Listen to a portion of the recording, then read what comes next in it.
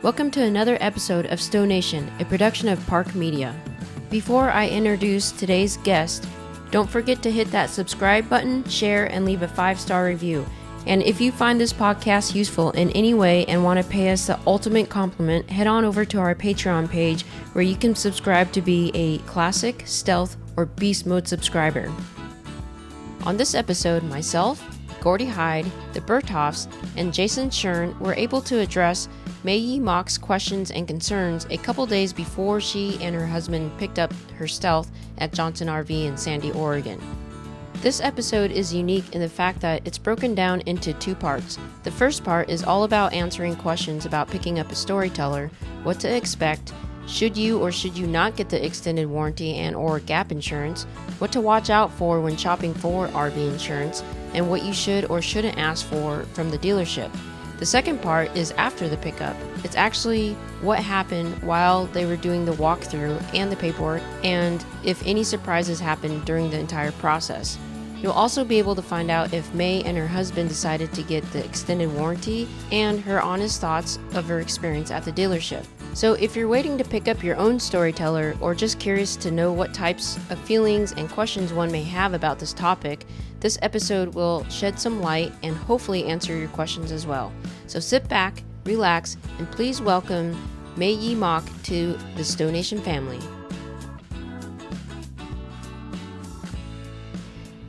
Welcome everyone.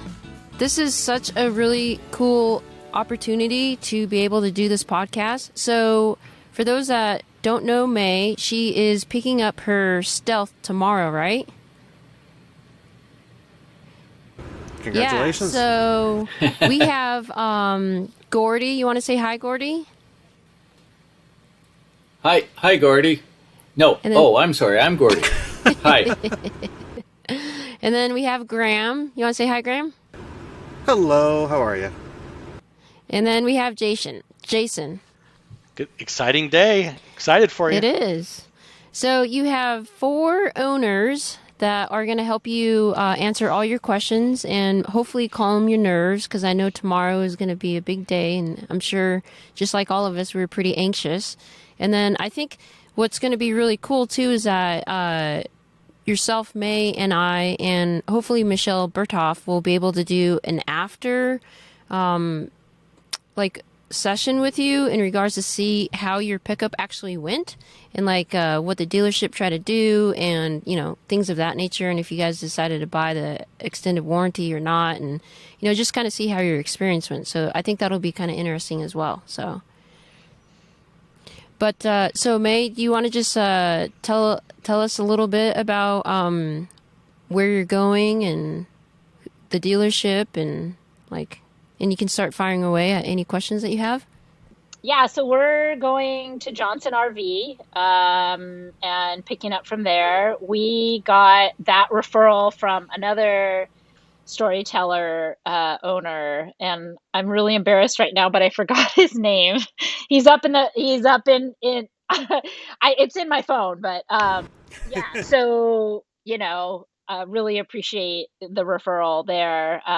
We had thought about buying from a dealership that was within 15 minutes, but and actually had started the purchasing experience, and it just wasn't a good experience. So we decided, well, we'll take a little road trip when it actually comes and just go from there. So but do you I mind know if I ask? Mhm. Oh, do you mind if I ask Go what ahead. dealership you decided not to go with? Yeah, La Mesa RV in Sacramento. And do you mind if I Yeah, ask and why?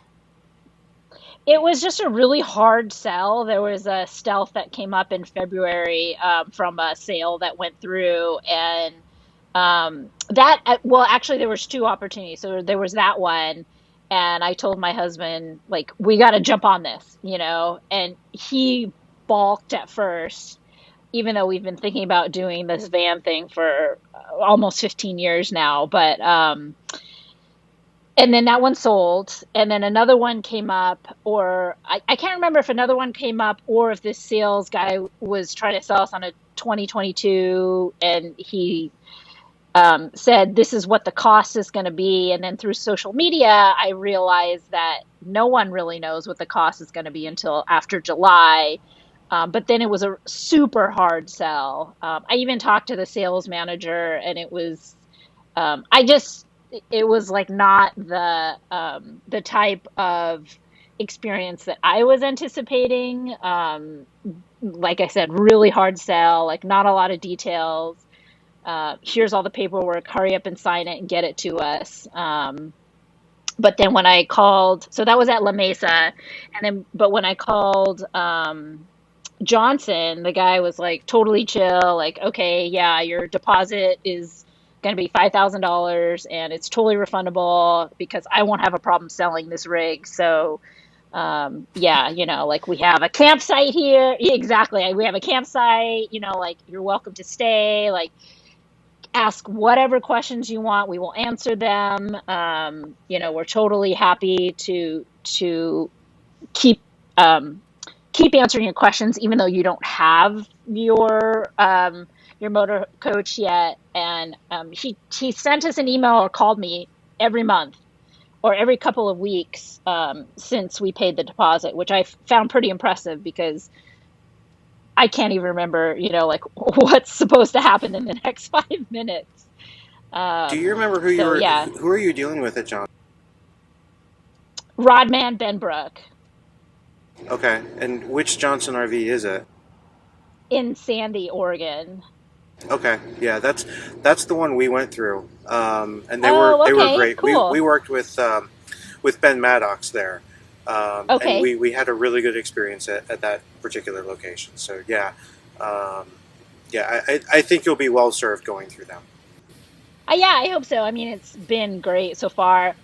Having said all that about La Mesa and Sacramento, I know plenty of people that have purchased from them and had a really good experience. Not just storytellers, but new RVs, used RVs, but all kinds of motor coaches. So I think it's probably, maybe it was my mood at the time, maybe it was that particular salesperson. So yeah, Yeah, I mean, we're super excited. everyone has a bad day. Yeah. It's just the way it goes sometimes. So, I mean, we dealt with both Johnsons. We have a strong preference for the one in Oregon over the one in Washington. Kind of similar, just based on experience. We've had the experience of buying two of them, and the second experience was better because we were dealing with that Johnson in Oregon that has a lot of experience with them. So it went really well. Their finance guy was pretty good, darn good. That's Andrew, I think right? I don't remember if we worked with Andrew or not. I want to say our finance guy was Mike. Okay. But still, to your point, it was they were really good about helping us understand the exact amount of money that we needed to have. We had a special request where we wanted to be able to transfer the plates from the old van to the new van, and they helped us out with that. So, it was a good experience. I'd add there's a couple of advantages in by going up to Sandy to get it is that you'll get a road trip on the way back too, which is fun to be able to experiment with things and so forth. Also, this weekend there's a van life expo up there in the Portland area, there is? and you might want to take advantage of that and stay there and meet a bunch of the vendors and the other van lifers that are going to be there to feed your inner questions anyway. I think empty that's the bank actually a account. great. That's actually a great opportunity because you can always get wonderful information through the dealer and they can walk you through all the systems. And then there's when you have someone who's lived in the van for months or at a time walk you through those same systems. They might give you the less owner's manual version and the more practical version of when you would do this, when you wouldn't. And so if you have the opportunity to go to the expo and meet the other storytellers and have them walk you through systems and answer your questions, especially after you've had a day or two of of driving and living in the van, that would be an invaluable opportunity, to be honest. Yeah, I Oh, would wow. completely Okay, agree. yeah. Yeah. So many, like I have to say I'm way more uh nervous about bringing this van home than I was when I had my kid, which I don't know what that says about me, but I figured somewhere built inside of my brain when I had my kid, I'd like figure it out. But we've never owned, something like this before, despite having thought about it for a number of years. And I think the first, like I've been through the checklist that's in the STO Mode Lifers Facebook page, which is awesome. And I noticed it was just updated yesterday, maybe. Yeah, Michelle updated But that. yeah, but I think the biggest thing that's very nebulous right now is the warranty question. And I don't know, like obviously everybody's situation is different, but I'd be really curious to hear of your guys' experience or your choices about extended warranties and whether or not I just as some background, I am not a handy person and neither is my husband. It's like a joke in this household that if a faucet breaks, we're just not going to have water. So that's kind of where we are in terms of our capabilities to troubleshoot. I mean, we could probably do very minor things, but duct tape and glue are about as technical as I get. I mean, duct tape is part of the essential backcountry ski survival kit, right? So, But It is. It is. and that's what a lot of us are. There are some of us who are a little bit more engaged and capable of doing some of those repairs. But I know a big reason that we actually ended up buying a Storyteller is because I'm only a little bit past duct tape and scotch tape. On the warranty question, I'm not sure. I don't actually remember where we left it. Yeah, for us, I'm pretty handy for the most part, and so we did not do the extended warranty on the coach.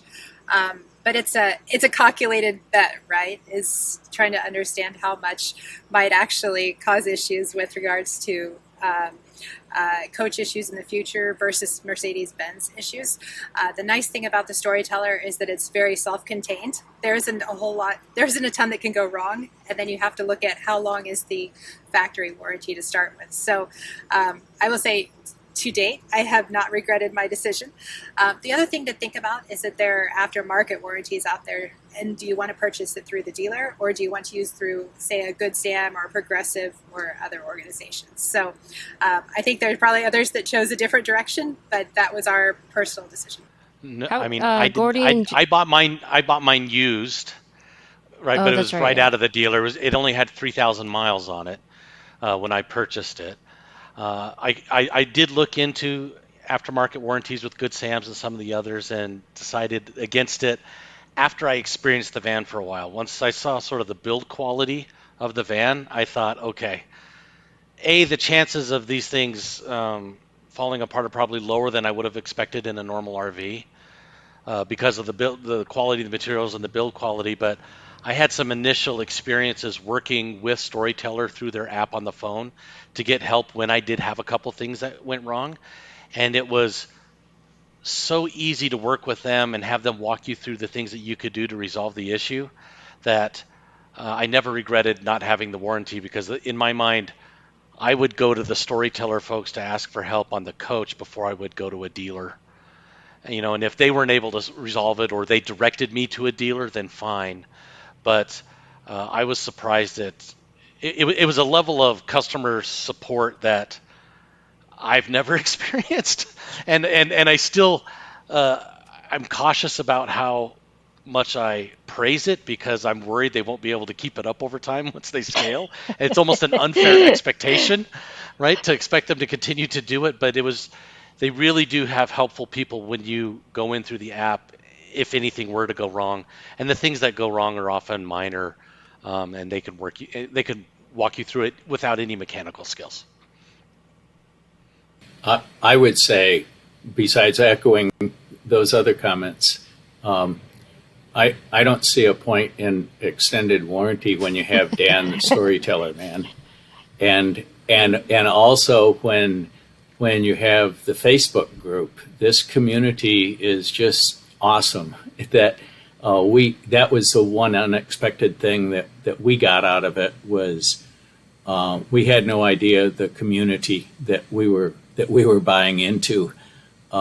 This is like a club. I described it at the Moab meetup. It's like being in a club without bylaws, because there's all these people are so willing to help. All you have to do is post something on Facebook saying, "Gosh, my fan's overheating. I don't know what to do." Oh, open up the drawers and open up, and turn on your cab air conditioning, and the answers are out there, and people react so quickly because they're all over, and many of us have idle time, so we're able to monitor questions that come up on Facebook, besides the great technical advice you get from storytellers. Yeah, themselves. and I totally agree with that. I chose not to get the extended warranty.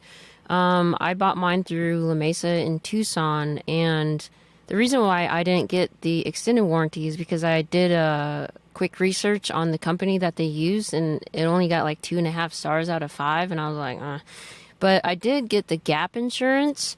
I will say, at least when I went to go pick up mine, I had the option to be able to finance the extended warranty and the gap insurance within the price, so I could have 100% financed if I wanted to. So if that's something that you want to do, I think it added like $3 to my payment or something like that. And then that way you don't have to pork up, X amount of dollars up front. So if you are interested in doing it, that is an option. I assume it'll be an option with Johnson RV. But I did get the gap insurance because I am pretty paranoid about like when I got hit in a Walmart in Roswell, the insurance company at first gave me a really lowball thing, and then I basically chewed them out, and they gave me the full coverage, but that's another story. But anyways, I got that gap insurance because you just don't know. And to me, paying $3 more a month was totally worth it. So, and then you don't have to pay 100% of whatever you finance up front, just as long as you pay it every month, right? And then you can make a claim on that. So that's what I did. Yeah. Okay. Well, you hit on a couple of good points there. Gap insurance and financing through your monthly payment, which can be beneficial. Or there's also opportunities, of course, when you insure your vehicle for either a full replacement or original value or equivalent or market value. So as you're looking at insurance consideration, you might kind of consider, did you do the gap insurance, or how do you want to insure your vehicle? Are a couple of things to take into mind. Yeah, I did. I maxed my insurance out on the van, but I still got the gap because it's just too much of a risk, in my opinion. But I'm in a different situation where I'm living in it full time, and so I just want to make sure I have all my, coverage and more than I need, if that makes sense. So. Yeah, you can't go wrong with gap insurance. From a previous lifetime working at Enterprise Rent-A-Car, I met too many people who didn't have it and had actually managed to honestly destroy their car, total it out in the first week or two, and were left completely holding the bill. So it is worth every penny at the very least for the gap insurance. However you figure it out, it's worth it. Okay. Do they offer that, Michelle and Graham, at Johnson RV, the gap insurance? Okay. The other piece I think you hit on, Younghwa, was warranty as well. Warranty can be portable. So if you do the extended warranty and say you sell your Storyteller in some period of time, chances are it's a benefit to the next person, or you could even potentially cash it out. You'll have to look at the particular policies, but that can sometimes be a benefit as well, looking at those extended warranties, and especially a sales opportunity. I hope that answered your question. I don't know, May. Yeah, more than one, which is awesome. That's, like I said, that's kind of the biggest piece that we haven't figured out. first my husband was like, no, we don't need that. It's got a good warranty as it is. And the community is so helpful. Like, we'll just figure out whatever happens. But now that we're picking it up tomorrow, he's like, nah, maybe we should do it. So I'm, I guess I'm on the fence too. Yeah. So we'll Well, have to. I'll play devil's advocate. So the community the last, I don't know, year has exponentially grown. And so when your warranty wears out in 1 to 2 years, depending on what, breaks or whatnot, I assume the community is going to be generally the same, but also you got to remember, as far as the growth of the company, there may be a small degradation of Dan the Man's service, if that makes sense. So, I mean, that's just playing devil's advocate. But I know point. I'm probably not helping, but it's No. there. It's really just to make sure that you can sleep better at night. And I guess if that's something that you guys feel like is necessary, because I think the warranty goes out to 6 years. I don't know what you guys got offered, but I think mine went out to 6 years. But, I mean, you never know where you're going to be at in 6 years, so. Yeah, that's what I said to my husband. Like, we don't know. I mean, what if we hate it? I doubt it. But, or what if some life circumstance comes along where we have to sell it? Knock on wood, also doubt it. So yeah, very good. Any information or like anything to broaden my perspective, I'm 100% like happy to hear it, whether it's what I want to hear or what I don't want to hear. Which at this point I don't know either one. So maybe that means we should go for the extended warranty. And yeah, we've gotten quotes from 4 or 5 different insurers, and not through the dealership. Um, and I know that a couple of people have posted about this recently, but like they're just all over the board, and it's kind of hard to comb through and see why they're different.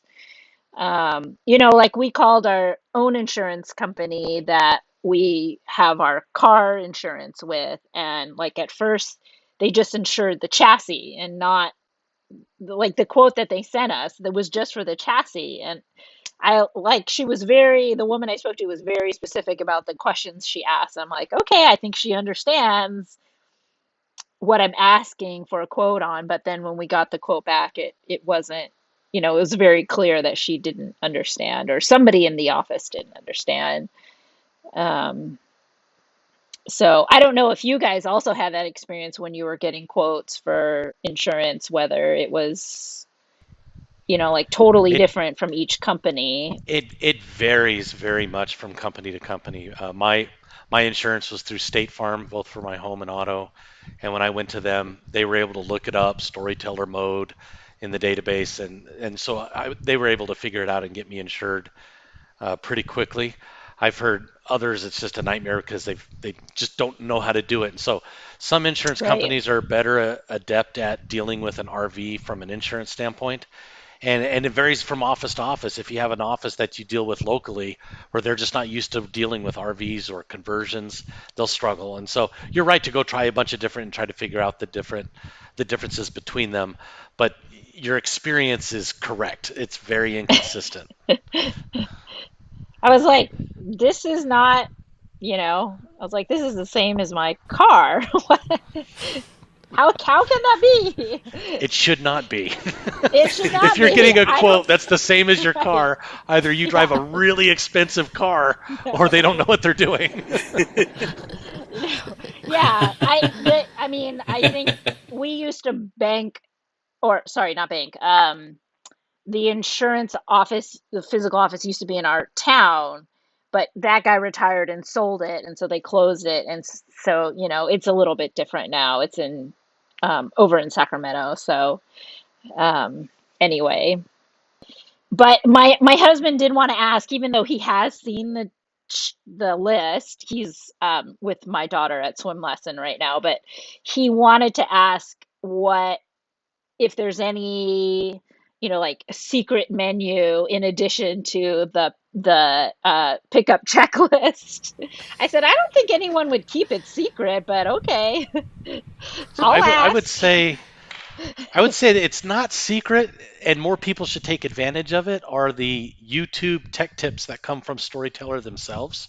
They create a bunch of videos on a YouTube channel that have topics about running your heater or the electrical systems or the water systems. They're actually quite good, and for some reason they don't seem like the first go-to place that a lot of people go. And they'll ask a question on the Facebook site, and you'll say, here's your answer, but you should really go watch this video from Storyteller because it's quite good. And so I would spend a lot of time watching those.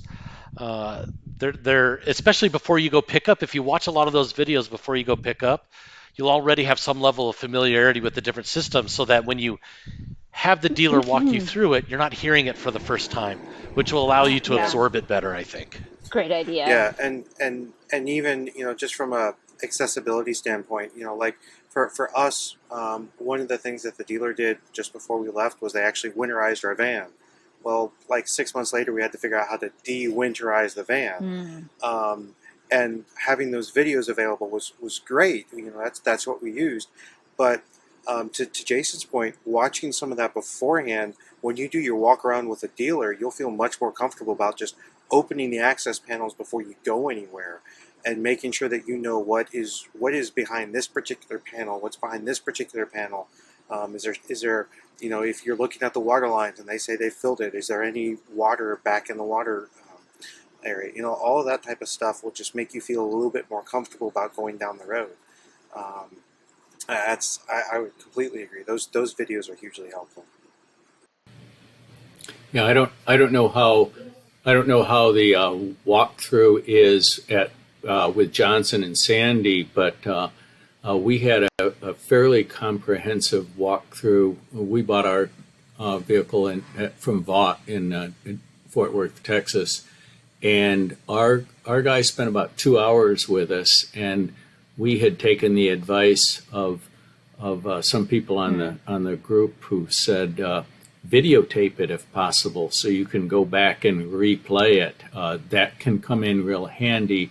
If you can't videotape it, certainly take good notes. If there's two of you there, then obviously one can ask questions and the other one can be taking notes and so forth. That's really, really handy. And I wouldn't worry quite so much about the Mercedes-Benz questions because the owner's manual is pretty comprehensive, and you can go on to Mercedes Sprinter forums and get some of those chassis type questions answered there. Okay. I'd pay particular attention to the Storyteller items themselves, especially if you're an inexperienced RVer. We were, and so that there again, pay attention to that part of it. And I would say let the dealer know that you don't want it plugged into shore power. And then when you first get there, turn on the hot water heater, because that does take about 15-ish minutes to warm up. And you're gonna want to check everything: the plumbing, the water, even the shower drain. Use there's 3 outlets, right, for water: your main galley one, the shower one, and the outside shower one. Check all of them. And then if the shower pan doesn't drain, don't freak out. Just put your hand over the drain and kind of just there's I can't remember the name of it, but there's something down there that will get inverted, and so just plumbing it with your hand real quick will let it get it unstuck, and then it'll start draining. And then after you test all that stuff, then plug it into shore power to make sure that's obviously working. Shoot, I'm trying to remember what else. You got to kick the tires. No, I'm just joking. That's what I did when I first rolled up. I kicked it. Yeah, that's true. There's some common things like learn where the depth fill is, learn if you need to jump start it for any reason. These are all good things, like Gordy said, is record that piece of it so that you'll forget it, but at least you know where it is or how to get to it, which is super helpful. Even pulling up the information with regards to where the where the charger is, or how to set shore power amp charge feed. It's a great thing to remember. Play with the power seats, wow. make sure they actually work. We actually, on our first one, we blew fuses on both power seats within the first month. So just make sure that they actually work. But that was on a 2-year-old model, so that should all be fixed. But still, it's one of those things where now it's like every time I see one, it's do the seats work? So just play with that. Yeah, I mean, I think that's... Don't feel rushed. This is for you. It's part of your purchase price and your purchase experience. So don't feel like you need to get in and out quickly. Take as long as you need to feel comfortable. Yeah, you're buying a house. Treat it like a house. I think we've met someone who actually plugged something into every outlet to make sure that all the outlets worked. So whatever works for you. Yeah, I think it'll be interesting because we'll have our daughter and dog with us. So there'll be a lot of juggling. And I was thinking, Gordy, about using my phone to videotape because I'll probably be the one wrestling those two things, my daughter and the dog. And I'll be the one more likely to miss key little secrets. It's kind of like the iPhone, I feel like, where there's so much about this thing that I don't know. You know what I mean? Like there's secret or like obvious user shortcuts that I have no idea how to make them work. And I'm not super concerned, but I'm like, I'll probably miss those things. But recording it is a really good idea. Yeah, you'll discover some along the way. So, for example, a lot of people want to turn off the back parking sensors and the lane warnings, right? Because they don't set every time you start the car, they're turned on, and there's all these menu clicks to go through. And then one day you discover there's one button you push that takes you right to that screen where you can turn them off, and you feel this weird sense of victory of outsmarting the van. But there's little things like that you discover as you go along, and those are the secret menus that they probably won't teach you everything because the dealer hasn't lived in it. The dealer knows functionally what it is, but that's why going to the event in Hood River is a good opportunity. You'll hear some of those little tricks and tips along the way, and a lot of people talk about them in the Facebook forum. But we don't want to tell you everything because we don't want to rob that sense of victory from you either. Right? Yeah, that's I'm laughing because I'm just thinking of this dog that I had, I don't know, 10 years ago, and I adopted it from someone who was 6 years old. And after I had him for 3 years, I realized, oh my gosh, this dog can stand on its hind legs and it can retrieve the paper. Like, I didn't know that. So I told the first owner, and she said, "Oh yeah, I didn't want to steal the magic. I figured he'd show you, within the first couple months, but I guess it took 3 years." I'm like, "Oh, okay, well." The other question, and I know there's a lot of stuff on the checklist and in the Facebook group, but kind of first trip travel essentials, particularly for the Groove Lounge, because what'll probably end up happening is me and the dog and my kid will be on the bed and my husband will get booted to the Groove Lounge. I'm familiar with that. Hey, you feel like you're booting him to the Groove Lounge? The Groove Lounge is spectacular. Yeah, he's gonna get it love set up right. It's fantastic. Yeah, yeah, absolutely. So we use and Michelle can correct me when I go wrong. We use a 6-inch memory foam that we just ordered off of Amazon, and ours actually folds up so that we can have the Groove Lounge folded up and actually stick it behind it right on top of where the shower basin is. But that's just spectacular. And then the other, I guess, kind of secret menu there as well is preset at least the driver's seat so that you've got where you want it when you're going down the road, but also do one where it's all the way forward and all the way tipped, because that'll give you maximum length on the Groove Lounge so that you can get blanket, pillows, feet, head, however you want to sleep. That is the way to do it. Okay, cool. And I just use a sleeping bag and an air mattress. Yeah. Because again, I can get that really compact and shove it up in the shelf up above. So that works as well. But it's great. On the Stonation website, I have a bunch of different options that people have used on the Oh, Facebook okay. group. So, but there's tons of options out there. Just find whatever works best for you. Well, probably it's a queen equivalent of a queen size. Is that right? If I remember correctly, The or because I think people have to cut it, right? It depends. So I'll tell you, we started with something called a mega mat. And so it's basically cot-sized width. But that was a twin XL was the size for that particular one. And that was an air cushion Oh, for the that group. rolls up. Okay. So Okay. and again, it's whatever works for you. That air mat was absolutely fantastic.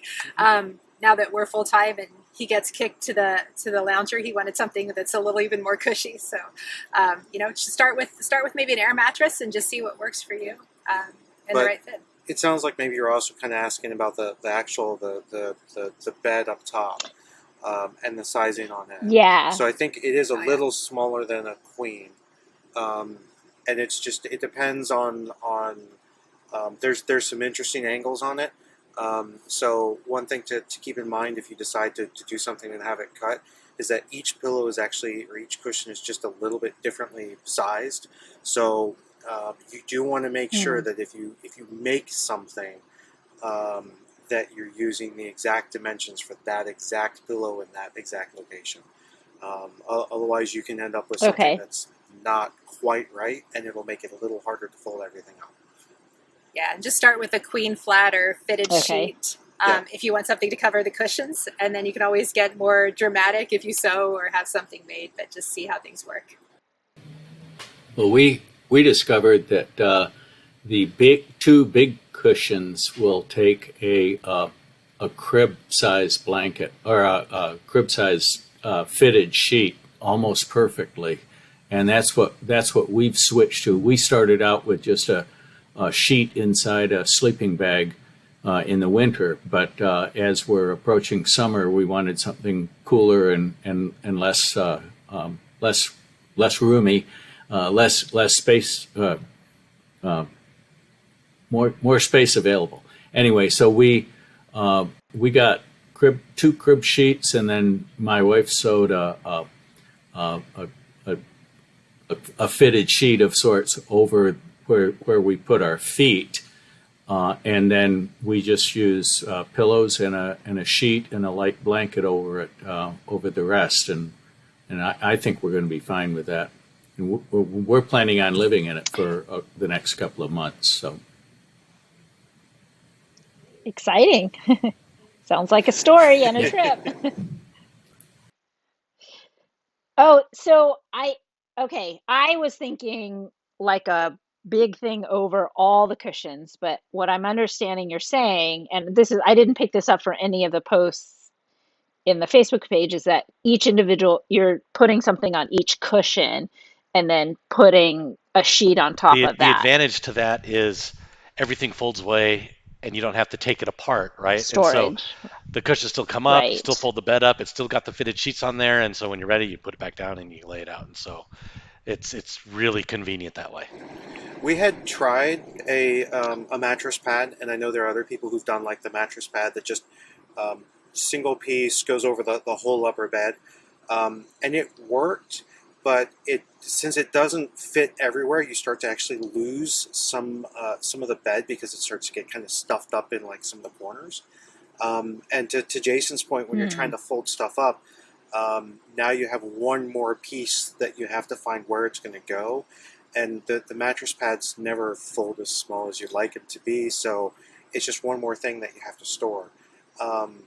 It really is kind of, make it what you want it to be. For some of us, we're really tight on space, so having the mattress pad doesn't work. We want to go and actually fix the foam or whatnot that's in the mattress itself. For others, like I said, a lot of the people who are just using it over the weekend, they do just use the mattress pad because it's okay for them. They don't have a problem with just folding it up out of the way. So it really is, make of it what you want. Try and you'll find something that works. And if not, you can try something else and reach out to anyone on the forums to see what they've done. The other question that we had, which is completely unrelated to sleeping, is when we pick it up, will it have like a full tank of gas, or well, no, it's will a we have to diesel. fill it up? It's a diesel engine, so it would be diesel Or fuel. diesel? See, I'm new. Don't put gas in it, put diesel. Yeah. Except for BP, they code their gas nozzles with the green ones. So BP, British Petroleum, you have to be careful. Yeah. As I recall. Okay. So Yeah, go ahead, young one. I kind of and I say this in a nice way, but I was called high maintenance because this was a second RV van that I bought, and so I knew exactly like what I wanted and like how I wanted it delivered, and so I demanded a full tank. I demanded gray water hose, like a starter kit. So I don't know if you guys got that, Graham and Michelle up at Johnson, but basically you get a starter kit. So all these little things like you don't think you need, but you kind of do. But then it's also really cool that you don't have to pay for it at the same time and like try to figure out what you need. They just kind of give it to you, and then it's like, oh, okay, cool. So what's the worst they're gonna say is no, and it's like, oh, well, no. That sucks, but okay. Yeah. And it is dealer. But, it is dealer specific. So some do this and some do that. So don't be afraid to ask for more. As I recall it, young Wes says, they'll just say no. At Johnson, we had a full tank of diesel. We had full water if we wanted it. We did get a starter kit that had a couple rolls of toilet paper, a gray water hose. I think they even threw in some form of power. Wasn't there a power converter of some sort that was in there? Just the factory power cord, but okay. it's some toilet smell better stuff. Yeah. So it's the basics to get you started. Yeah. Aside from like a dog bone dongle to plug into shore power, that's the only thing to get out and get on the road right away that the van didn't have. So I was very happy with that we had the essentials to get started. Yeah. But it certainly wouldn't hurt, especially if you want if you want a full tank of gas for it. Yeah. Now that being said, the one piece of all that we did not get was not to interrupt, but I gotta interrupt real quick. So Jason, I know you got to get going. I appreciate your time and your words of wisdom, but I'll let you get out of here because I know you got another meeting to get into. Yeah, that's fine. But hey, you're going to love it. You're going to have fun. There are very few things in life. This is my experience. There are very few things in my life where I've studied, anticipated, made a purchase, and then when I got that thing and experienced it for the first time, realized, oh my gosh, this is better than I thought it was going to be. This is one of those things. When I bought mine sight unseen, I got in it, handed him the check, drove away, and about 15 minutes later, I thought, what did I just do? This is so much better than I thought it was going to be. And it has been one of the funnest, most spectacular things that I've ever purchased or used that I can remember. And so we're excited for you. You're going to have fun. If you run into any issues, ask the community. You'll get lots of help. Thank you so much. I really appreciate it. Okay. All right. Bye-bye. Bye. See you, Jason. Bye, Jason. Thanks. See ya. So, to get back on point, if you can think of something, May, just ask for it, and who knows? But I think at least they should be able to give you a starter kit, and hopefully at least a half a tank of diesel, I would assume. But I can't think of other questions, but I feel like there are like way more. I had a list, but now I don't know where it is because I'm kind of old-fashioned and I wrote it on an actual piece of paper. You will figure it out as you go. The thing is, and I think Jason hit it very well, and we had a very similar experience. It's better than we ever expected it would be. But there have been those learnings along the way and questions we should have asked before. but there's people out there, there's a forum, there's Dan the man with Storyteller. It's all going to work out. So I think that's the one piece I would pass across is you're going to have a blast. Don't be super stressed about picking up the van. Just enjoy the experience. No, come out and join us when we have a meetup. That's what I'm going to say is it's so great to meet this community face to face and share our stories. I would say trials and tribulations, but I don't think there are many of those. So it is really fun. It's a great group of folks from not necessarily all walks of life, but certainly people who use their vans in so many different ways, and you know you get to capture ideas from them, and then I would recommend. It sounds like you haven't gone overboard on buying a lot of stuff for it in anticipation of it, but at the same time, I don't recommend that. I think you need to use the vehicle for a while and learn what it is that you want to, how you want to personalize it and make it your own, and then carry through with those ideas. Yeah, I'm pretty proud of myself. The only thing I have purchased is the Van Wife shelf and the curtain. Good choice. As a Father's Day gift. But Yeah. I don't know. I figured it's more storage, even if even if we don't use the curtain that much, it's not that big of a deal. I could probably sell it to somebody. So yeah, I think you'd be surprised if you were to get in amongst all the vans. Everybody has some form of that shelf, so that was a great first choice. But I'd really echo Gordy as well. Use the van for a while before you start putting anything else really into it. Figure out what you want, where you want stuff, what you're going to have in it, because that'll determine the next choices that you make about any additional changes or updates or mods to the van. So, yeah, have fun with it. That's what it's about. And when you come out to Oregon, there's going to be tons of vendors, so you get tons of ideas. But yeah, just kind of hold off and just wait to see what you need. So it's so tempting. Okay, I was going to say the next it's phase so of van tempting. is the mod phase. Yeah. Well, I've already been in contact with Al Vans. I'm like, here's our list of like 8 things, like when can we get in? And they're like, well, you should buy the things first. So my husband's like, don't buy the mats. I get a pro discount on WeatherTech and blah, blah, blah. I'm like, well, they might not fit. And he's like, slow down. I'm like, okay. Well, it'll be interesting to see and talk to you after you pick up the van and your experience. So I'm looking forward to that.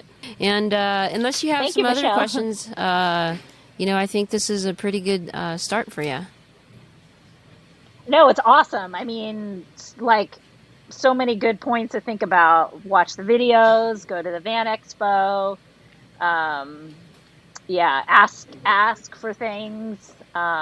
Those are all like key things that I hadn't, didn't know about or hadn't considered up to this point. So thank you, everybody. Really appreciate it.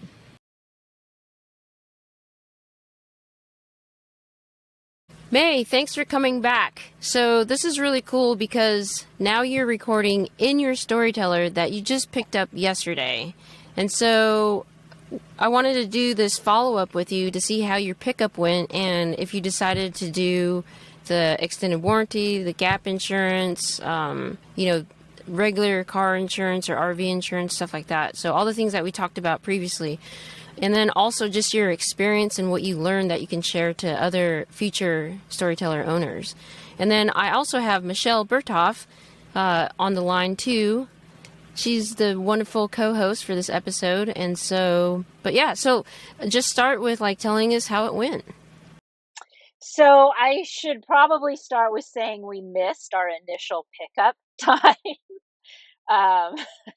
which I think people with kids, especially little kids, might be interested in hearing. And this may be specific to Johnson RV up in Sandy, Oregon, so near Portland, but they were so cool about it. We were traveling pretty far away in a car with a semi-potty trained toddler, and there were a lot of stops. So we were initially supposed to pick up our van at 2:15 on Thursday, but didn't get into the area until about 4:30 that day. So they rescheduled everything until 9:15 for 9:15 the next morning. They found us a hotel room at a like clean, close by hotel, and we're just so accommodating. So I just really appreciated that about Johnson RV. And we arrived on time by some miracle the next morning, and we're there for, let's see, 9:15 until 2:30. So, for those without children, it probably will be a much faster process. The actual walking around and inside the van and going through all the functions and the hoses and the hookups and stuff was about an hour and a half. And then the finance stuff was an additional half hour, but they were just so welcoming and patient. The rest of the time was just us wrangling our toddler and dog and unloading the rental car and putting everything in the car, figuring out the car seat. So, but they did not rush us, and they had a lot of people picking up new RVs and coming and going. So it was a really great experience. Really couldn't have asked. Yeah, no, I mean, it was pretty. I mean, they gave my kid crayons and a coloring book and a teddy bear. My dog was laying out in their garage, just, playing with his really loud squeaky ball. No one said anything. We kind of just moved That's awesome. to Johnson RV for a day, but yeah, so it was a really great experience. And then I guess I don't know if there are specific questions you want me to answer, or if I should just, tell you about the finance. So go ahead. Yeah, what was okay, so you got to Johnson RV Take Two at 9:30ish in the morning. So hopefully they rolled out the red carpet. They said, "Hey, May, it's so great to meet you and your family and your puppy." Yes. What was the process like? They shook your hand. Did you inspect the van first, or did you go through the financing process first? What was that procedure like for you? So there was literally a red carpet and a welcome sign, and we just were like so excited. We were just circling the van, poking our head inside, thinking, "Oh my gosh, like can't believe we're doing this." But then we did the walkthrough first. That was happening. That happened first, and then we did the financing stuff after that. Okay, fantastic. So did you feel like during the walkthrough was it led by someone from the sales team or someone from the perhaps service team that's maybe super familiar with the van? Yeah, so it was led by someone from the service team. Our sales guy was there. He said hello. He had to step out for an appointment, and then he came back. I don't know, maybe halfway through or at the very end. I honestly can't remember. But the technical guy said, "Listen, you guys are probably more expert about the van than I am because I don't own one of these, and you guys know all the people and all the media, like the STO Nation podcasts and Chad and Paul, all of that." He said probably makes you more knowledgeable about this van than me. And I may have missed some of the things because I was watching the kid, but I didn't get that sense per se. But Roger was like, "Oh, there was a couple of things that I could tell that he hadn't watched, 80 YouTube videos about this one particular switch." You know what I mean? But it's not to say that he was a terrible technical person. That's absolutely not it. It's just that you guys are all so experienced. Yeah. So, and then we did That's the good that they financing. made you feel at home then. Oh, okay. Completely. Now, did you walk in with a cheat sheet as well?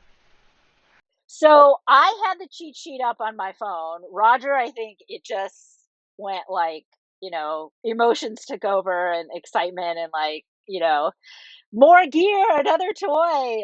But at the end of the walkthrough, I handed him my phone. I said, like, this has just been updated. This checkoff list has just been updated within the last, I don't know, 24 hours or something. Like, please go through it and then ask him. So he did. And there were a couple things.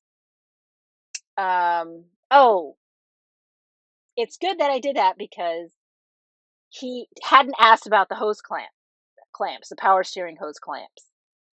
So the technical guy came back. Roger went and found him, and he came back and they looked at the hose clamps, and I guess they've been replaced. So yeah, that's good. Yeah, and there were a couple other little things, that in addition to the hose clamp, which in my mind is kind of a big deal just because of people's prior experiences. So okay, good. Now, did you find, so you had your list of, I forget how many items to check off are on that list, but did you find any issues with the van? I mean, this is something we're always curious about, is how is quality control on these vans coming out, or how is the dealer addressing some of those? We didn't find any issues with the van at all, except for me, like, this is really anal attentive, but there's one bracket that's on one of the windows by the bed that is not installed straight. It's like canted, maybe 3 or 4 degrees, but it's like, it functionally has no, it's functional. It's just not parallel with the frame of the window. It's, I mean, that's how picky we are being, or at least I am being, but haven't found any other issues in that regard. Everything that we know of works, and it looks great. We got the selenite gray, which we're super psyched about, and it had been detailed inside and out. Of course, I don't know if you all saw my Facebook post, but yeah, my that's daughter. Pretty interesting. You got the. Oh, sorry. That's pretty interesting. No, you got the selenite gray, because I thought they were all out and they were doing that other blue color. So that's pretty cool. Yeah, I don't know the story behind that, but my suspicion is that it's probably a Mercedes-Benz thing if they're buying these vans, right? Like as a shell or foundation to what they do in Alabama. But yeah, they told us that we had the choice between the blue gray or the gray, and we said, well, we're flexible, whatever comes first, but we would prefer the selenite. So good. Yeah. That's fantastic. And I think I saw there was some extra, you already have your first mod on your van, courtesy of your little one. Tell us more about what happened there. So we were finishing the walkthrough, or no, we had finished everything, and the finance person, I can't remember her name, I'm embarrassed to say, but anyway, she was great. She gave my daughter a coloring book, a bunch of crayons, a teddy bear, and my daughter took it upon herself to then color the floor and the entryway with crayons. Memories, making memories. Right, totally making memories. It's fine. I mean, most of it is faded, but it's also just like I don't know. It's the first personalization of the van. Just a story, another story to tell. Yep, another story to tell. It is. And now you have to decide: are you going to lacquer that so it's there forever, or are you going to try to clean it off? So that's choices. Right. And and the next mod was dog hair and my hair. It's everywhere now. That'll be a challenge. How do you clean your van, right? That's something everyone's having to find out.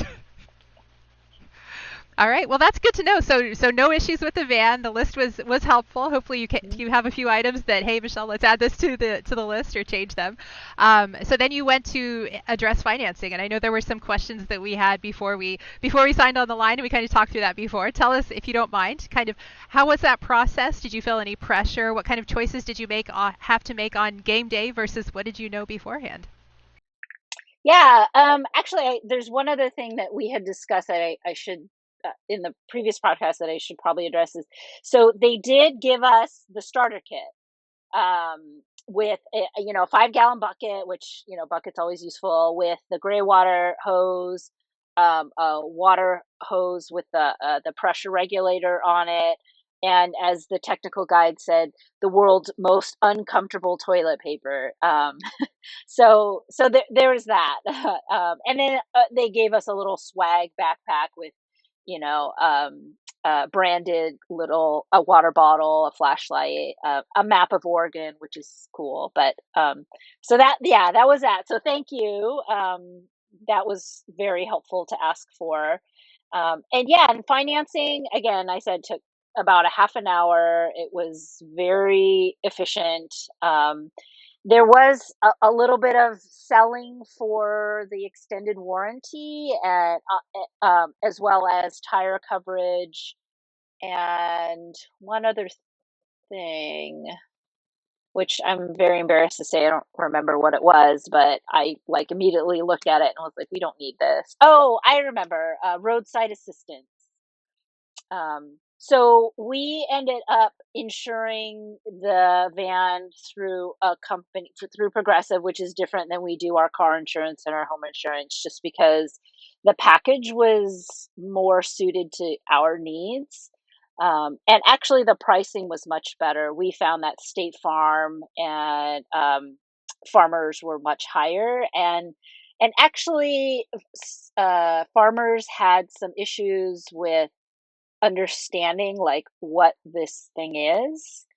At first they sent us a quote for just the chassis. I gave them the VIN number, so I'm not sure why it wasn't clear, but anyway, so we kind of had reasons, we felt like good reasons to go with Farmers. And so Farmers includes a roadside assistance piece to their insurance.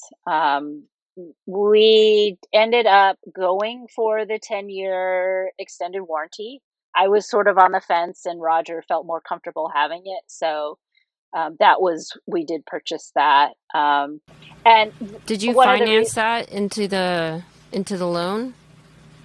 No. So we did our financing separate from Johnson and ended up paying for it in full. So we didn't do gap insurance. Yeah.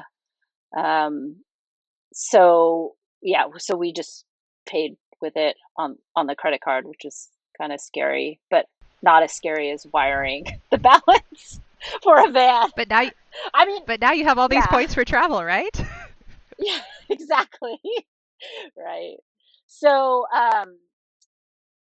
so we ended up going with the extended warranty, and I felt comfortable doing it because it's basically nationwide and it seemed very user friendly. For example, they said, you can take it to any certified RV dealer. So there wasn't a qualification like Johnson RV had to be the place where you had to take it, or, we have a list of places that you can take it that is limited to what we think is qualified. They said, and I'm not sure who qualifies an RV repair shop or not.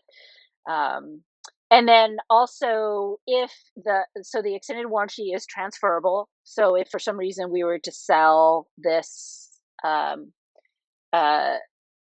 coach before 10 years, then that just goes with it. It's also, if we decided we didn't want the extended warranty, there's a prorated return. So we pay up front, but they prorate you, for the 10 years, say like in a year, we think, oh, we don't want it anymore, then we can return it and they will send us a check for the balance. So what's the company's name for the extended warranty? If you don't remember, good question. Cool. I don't remember. Good question. I'm so embarrassed. I don't remember. No, it's okay. I put you on the spot. I have the paperwork right here. Do you want me to pull it out or? Sure. Okay, hang on. Now, as you were preparing, I don't think we remembered to ask this before, but prior to being at Johnson RV for the pickup, did they send you the paperwork and the final dollar amount and any of the decisions you'd have to make beforehand, or was this a bit of a game day? You arrived, you inspected the van, and then that was the first time you saw the choices that you needed to make in the purchase transaction.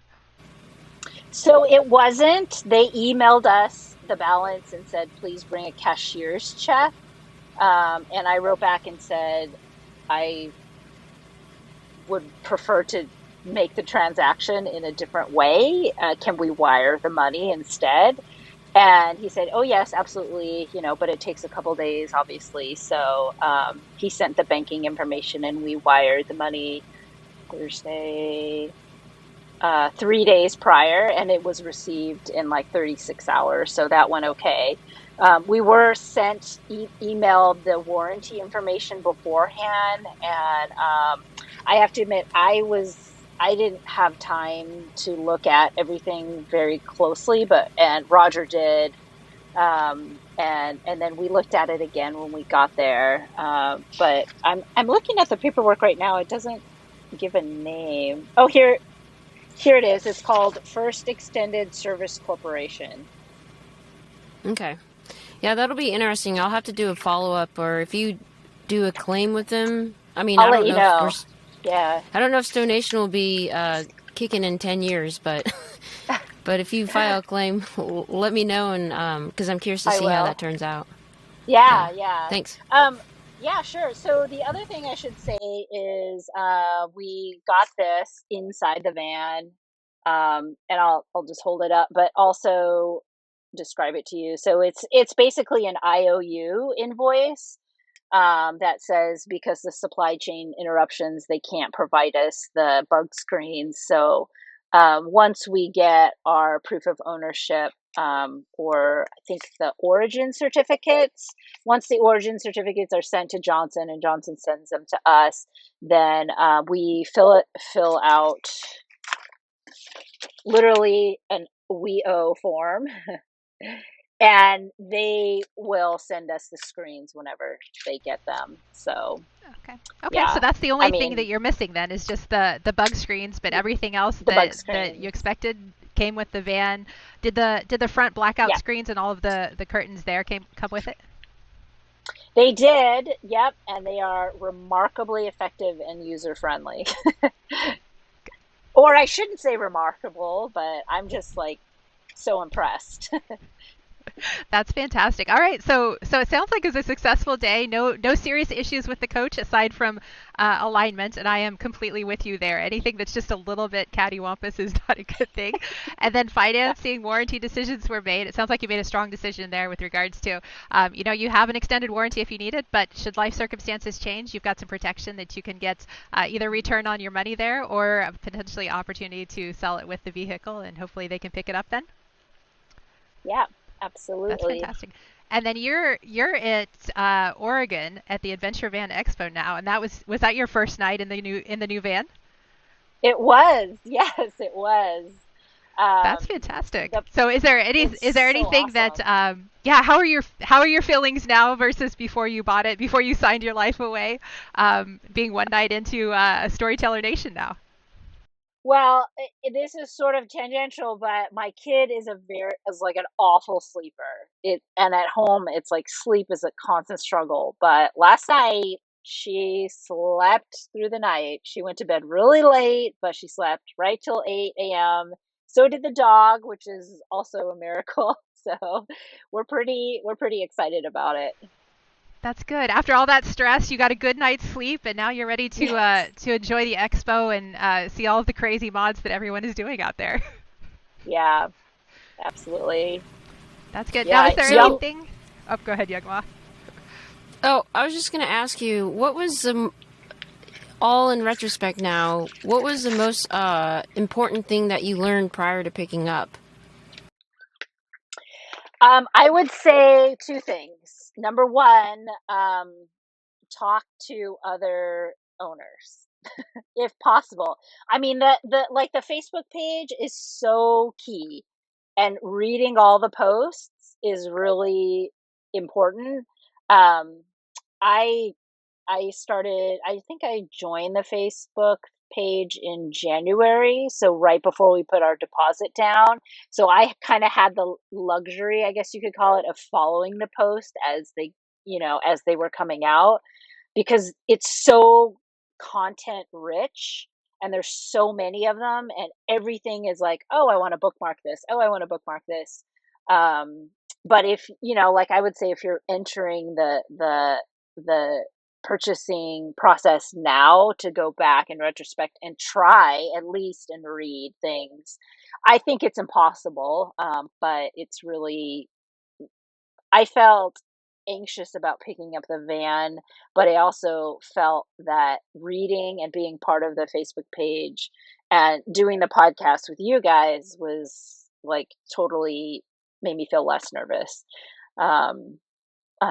And the other thing that was really important, also learned from the podcast, is to not rush.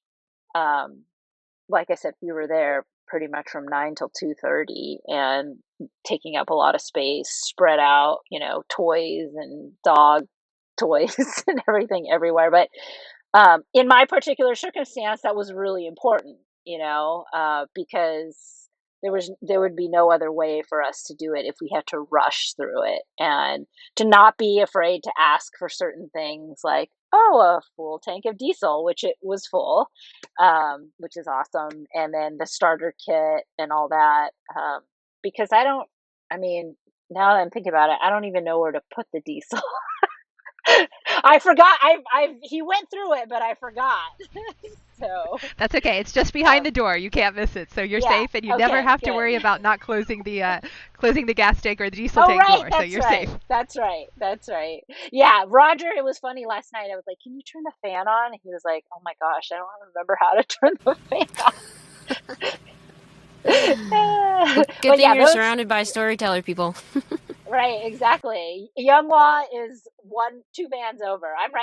We're right next to Caden, and on the other side of Caden is Younghwa, and then Chad and Paul are like kitty corner, and it's just like, I can't thank you guys enough. And obviously, like, being at Van Expo is also a huge thing, but that's not something that every mode purchaser can take advantage of. But if you have the opportunity, I would say, like, go and do it, even if you're not getting, even if you haven't decided which van to get, because the enthusiasm and like the creativity, and it's really a community, which is nice, especially for us newbies.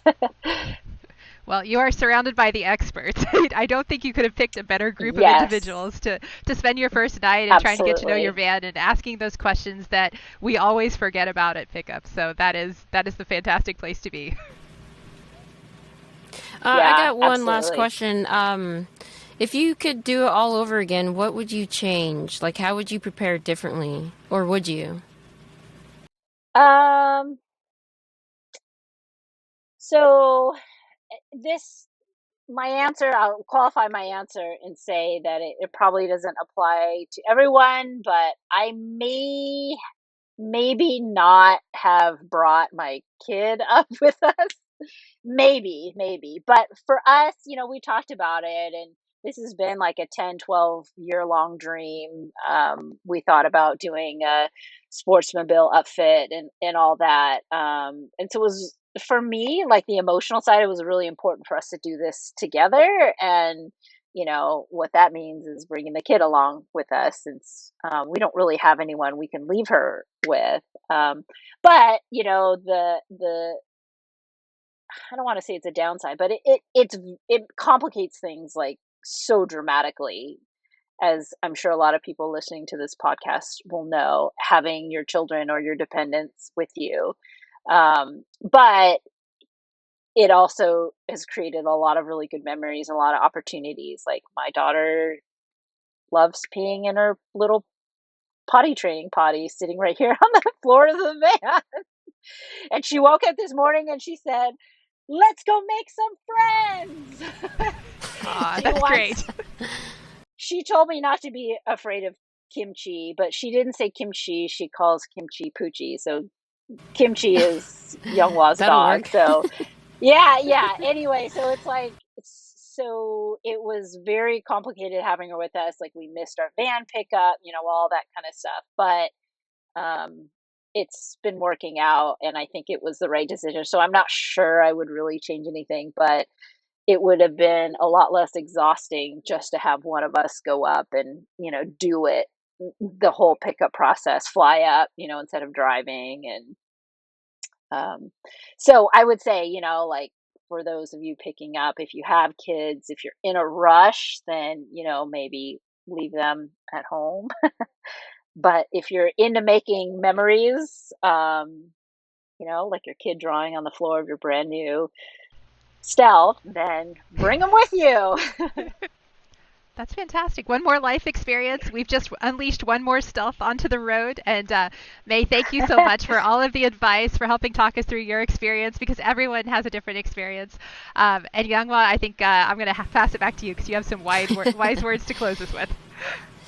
Yeah, so again, thank you for your time. I'm glad that the Facebook group, really just the community, has been able to help you out. And I think doing this podcast and sharing your experience will help a lot of other people that are waiting, anywhere from 1 to 14 months for their van. But I do appreciate it, and I'm glad that you're camping out right next to me. But I do like to end every episode with the famous question: what does it mean to you to be part of the STO Nation family? I feel like there's a whole new universe for not just me, but my family unit, so myself, Roger, my husband, and my daughter, and then my parents. Even though my parents probably will never see any of the Facebook posts, but it just, knowing that there are so many warm, welcoming, open people who are sharing the same experience and so enthusiastic about sharing their knowledge. Who doesn't love that? And I was to be honest, I was a little bit concerned about the financial investment, or the cost, but I see now, I'm convinced after being in a van for less than 24 hours that it's absolutely an investment. And I'm a first time parent, and I don't know, like some of my friends have 4 kids, and they just kind of know how to raise kids. And now that I see my daughter running around barefoot, naked, screaming about making friends, I'm like, okay, this is her. Like, she really responds very well to it. So I am surprised about how important it has been to my family, having the van. I was surprised. Yeah. I don't know if you can hear her, but she's screaming outside the door right now, and the dog is barking. She's ready to make friends. Yeah. She wants her mom. Yeah.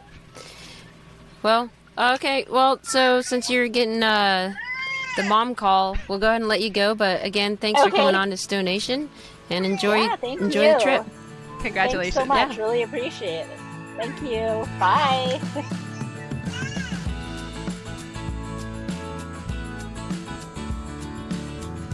STO Nation is a production of Park Media. The executive producer is Younghwa Kim. The audio engineer is Stephen Grasso. The marketing director is Guillaume Golsong. The original music and artist is done by Jason Walsmith. The sound designer is Lorenzo Interiano. And the webmaster is Puncture. Without any of these people, this podcast couldn't happen, so a big, huge thank you. And a big, huge thank you to you, the listener. If you like this episode, please don't forget to subscribe, share, and leave a 5-star review. This is Younghwa with STO Nation, and I can't wait to share the road with you.